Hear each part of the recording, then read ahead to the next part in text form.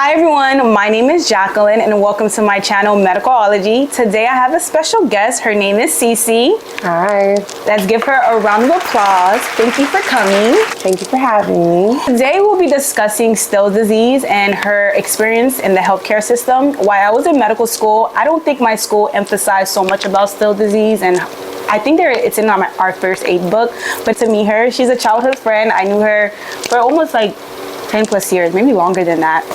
But guys, the first question I have for her is, what is her name? My name is Cecilia, but I prefer to everyone call me Cece. How old are you? I am 24, about to be 25 in a month, Libra season. Where were you born? I was born here in Florida, born and raised. What are your hobbies?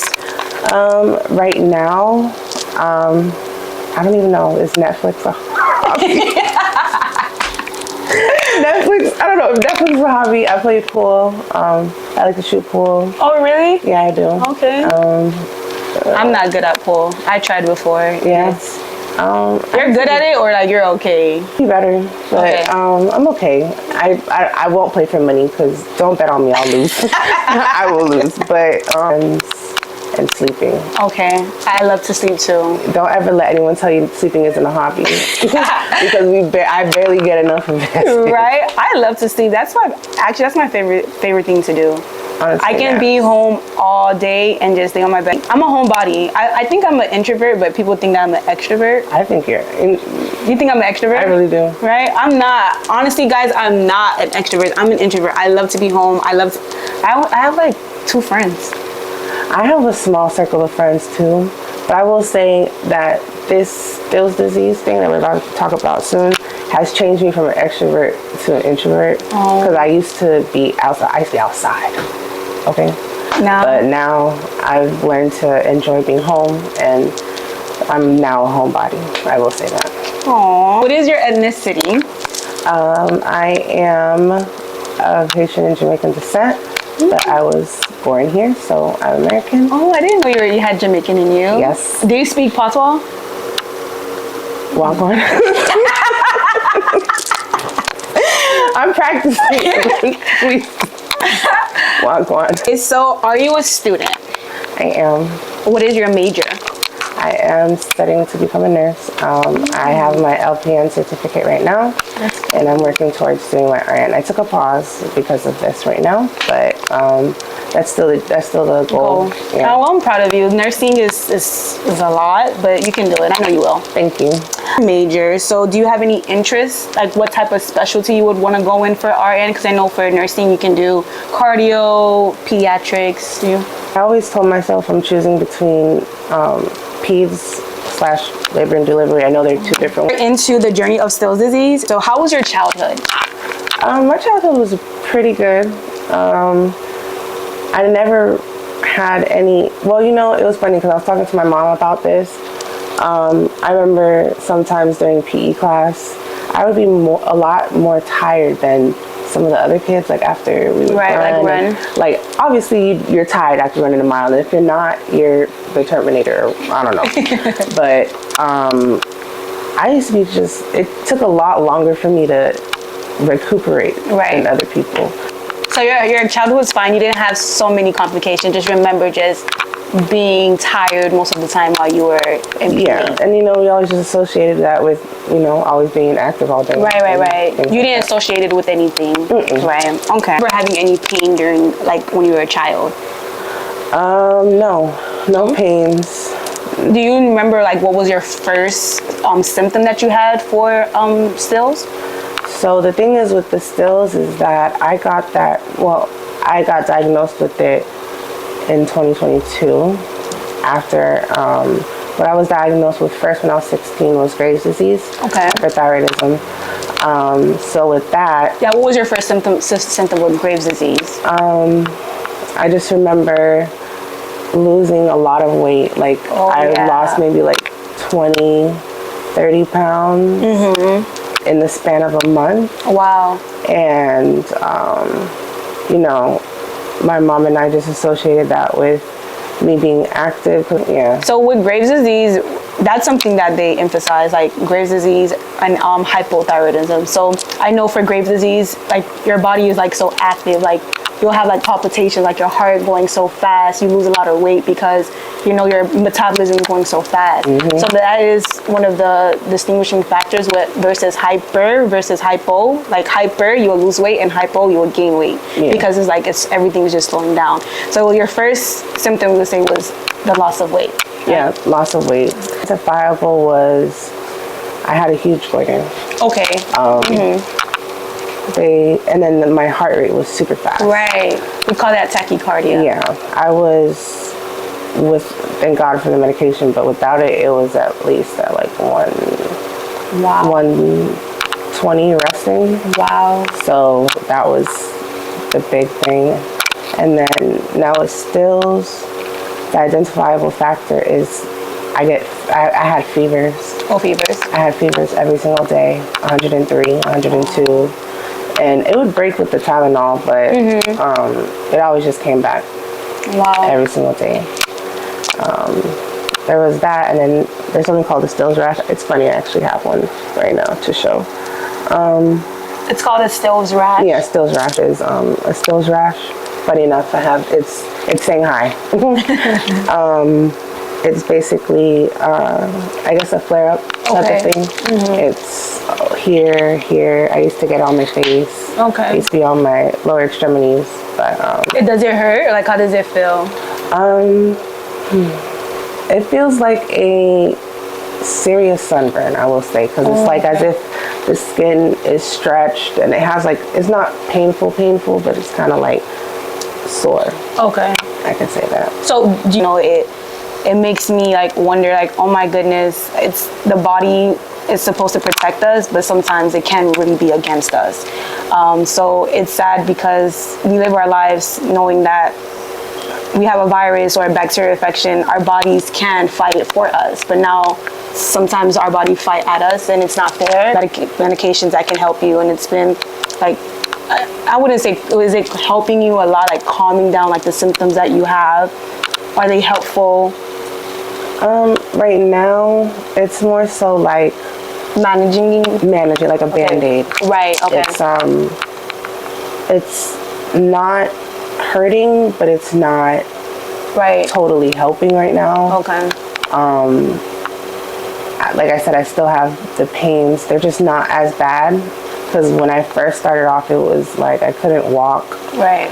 I couldn't do basic things like turn on the faucet, put toothpaste on my toothbrush, do my hair. Like, honestly, I put my hair in braids most of the time, because when my natural hair is out, I have to put gel and all that stuff. And since my hands, I don't know if they could see, I'm a little sausage just here. They're very swollen most of the time, and I can barely like close it. Okay. So is that like with the flares too, that what happens? Or yeah, so the stills is mostly a bunch of inflammation throughout my body, and it's been mostly affecting my hands and my knees for right now.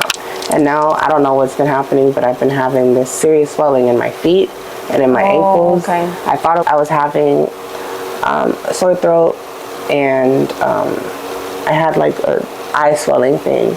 So I went to urgent care, and funny enough, the sore throat was I used to get tonsillitis all the time. That was one of the things with the Graves' disease. Swelling on my eye was actually like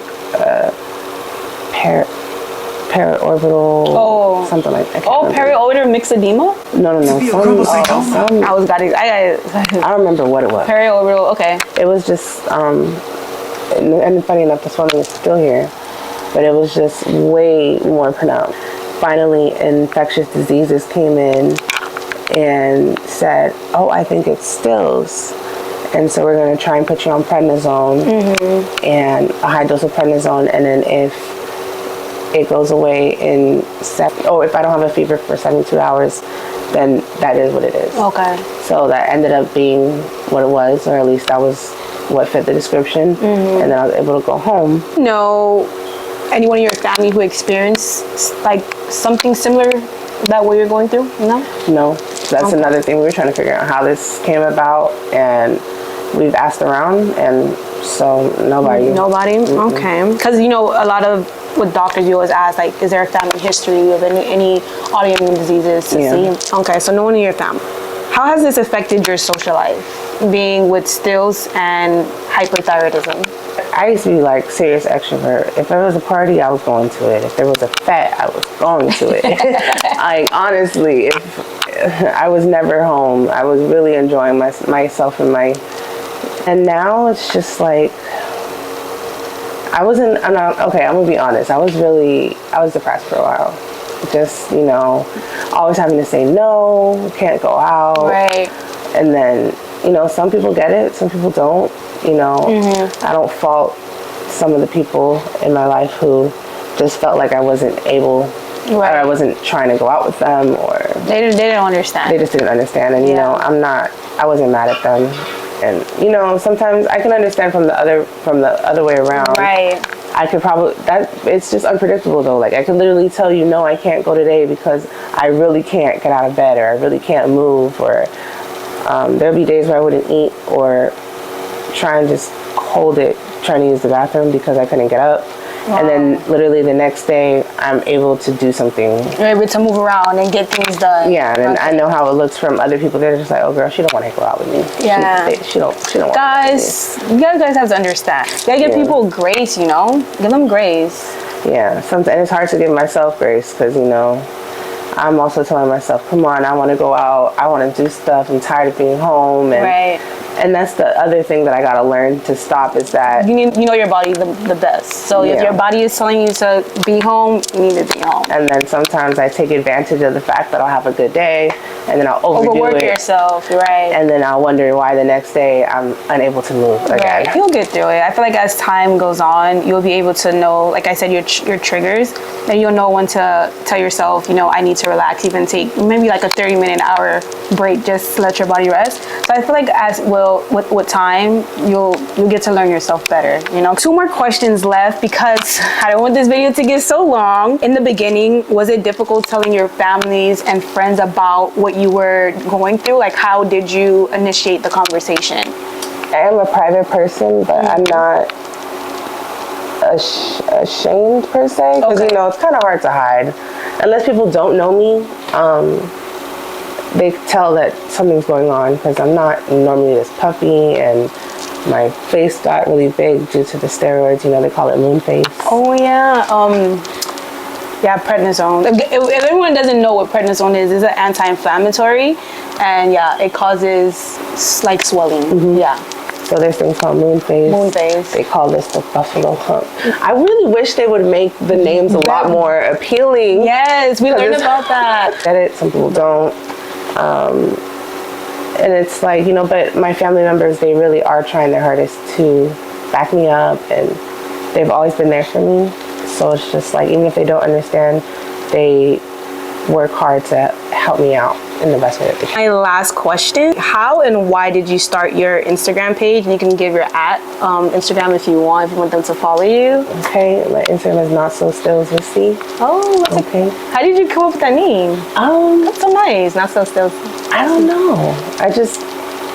I always, whenever someone says, you have what type of disease? I'm like, stills, like sitting still. Yeah. So when I always say that, I'm like, not so still. That's what I said. I remember when you told me that, you were like, you have stills disease. I'm like, what? First aid book, I'm going to show it to you, but it's a small section. Yeah, because it's new, and then it's actually, there's still a lot of, There's still a lot of... Ooh, no pun intended. There's still a lot of research to be done about it. Yeah, so that's why, I guess that's why they call it a rule-out diagnosis. Right. Yeah. Because there's not a lot of information. I'm going to put it right here if you guys... I'm going to put it here in our first aid book. It's a very small description, and because usually for like hyperthyroidism, like Graves' disease and we have a big section regarding that, but still it was such a small section. And let's go back to the question. So why did you create the Instagram page? Because a lot of people didn't know what was going on with me, and instead of just answering one by one, right. I just made a page, and also my need a little boost. Right. Or Yeah, I think it was such a great idea because I followed it and I was like, oh my goodness, this is such a great exposure, because I know some people, like maybe when you were looking on Instagram, you didn't see so many like people documenting their process, because like sometimes people want to keep that to themselves. So the fact that other people, I don't know, because you can get diagnosed at any age, like you in your early 20s when you were diagnosed. So like the fact that you have the courage to do it, I really applaud you for that, and it's great. The courage came a little late, trust me. I used to boohoo cry. I still do, you know. I look at myself in the mirror and I don't really recognize what's looking back at me, and you know, having to change from maybe 3-4 sizes up, right. Never being in the 200s as far as weight, and now I am.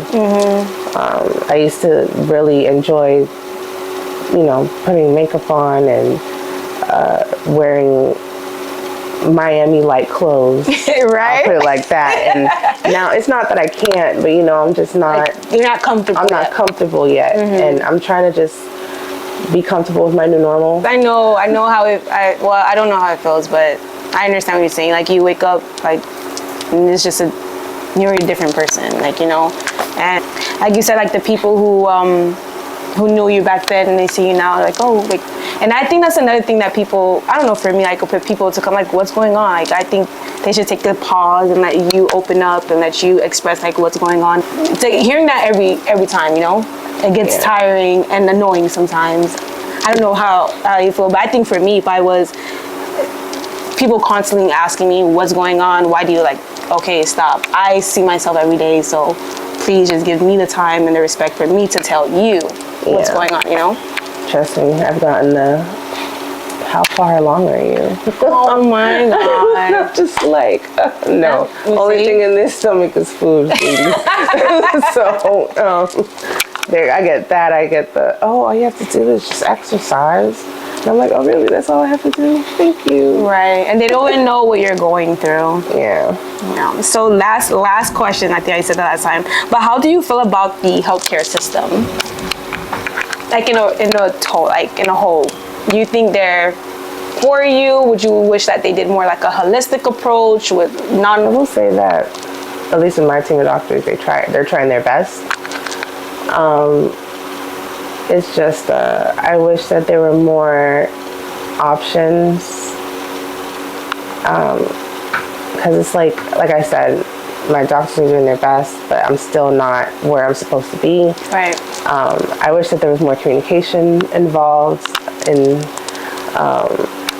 like right now, I guess with my chart, it's easy if that organization or that hospital is using it, but then if there's one that isn't using it, then it's just like I have to come with a whole bunch of papers, bring that over there, and then it's just like they try and call, but then the office is busy, and then they don't follow up, and it's like I feel like every appointment I'm always having to repeat myself or having to start over from zero. They're not covered by my insurance, and then the holistic approach is just way out of pocket. The price is just out of this world, and I just wish there was a happy medium between what's covered with insurance and what's not. And as of right now, it's just it's a touchy subject, because I won't say that the insurance that I have isn't the bomb right now, or the doctors that I have aren't trying their best, but it's like, you know, there's always room for improvement. Right. I agree. And I wish money wasn't always the factor, but it is. So unless you have a really, really good job, you have a really, really good income, you probably can't even get to that point where it's like you could choose either or. If I further myself in my career, then maybe I can think about doing the latter. But yeah, that's something that's another video that how I feel about healthcare, and also with med school. Like, it's not as accessible for a lot of people because it's so expensive. Even if you start talking about chemo and oncology, like, really do the average person have that type of money to pay for, you know? Well, guys, I just want to wrap up this video. Thank you so much, Cece, for coming. I pray for you and I wish for the best. And God is always going to come through like He is. And even though when you feel like He's not there, He will be there. And just continue to strive and be your best. And again, I thank you for your courage. And thank you again for joining my channel. Thank you. I really appreciate it. You guys like, comment, subscribe. You see, I need to know. Hit the notification bell.